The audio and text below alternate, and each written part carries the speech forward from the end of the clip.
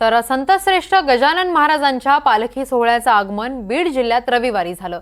शक्तिकुंज वसाहतीनंतर पालखीचा मुक्काम परळी वैजनाथ येथील संत जगमित्र नागा मंदिरात आहे। परळीत आगमन होताच भाविकांनी पालखीचं उत्साहाने स्वागत केलं।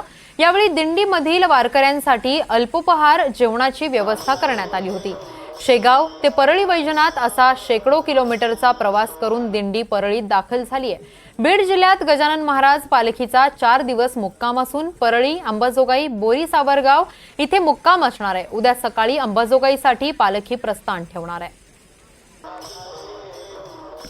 रामकृष्ण हरी माऊली आज संतश्रेष्ठ गजानन महाराजांचा पालखी सोहळा परळीत दाखल झालेला आहे। असं म्हणतात की एकदा वारी केली की मनुष्याच्या जन्मजन्मांतराचे फेरे ईश्वर संपवतो आणि त्यानंतरच मग मनुष्याला मुक्ती प्राप्त होते।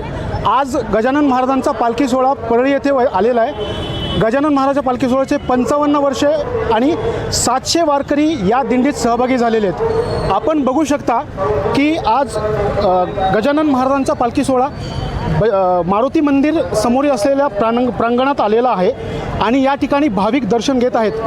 हा पालखी सोहळा बीड जिल्ह्यात 4 दिवस असणार आहे। पहिल्यांदा परळी, त्यानंतर अंबाजोगाई, बोरी सावरगाव आणि इथून हा पुन्हा पंढरपूरसाठी रवाना होईल।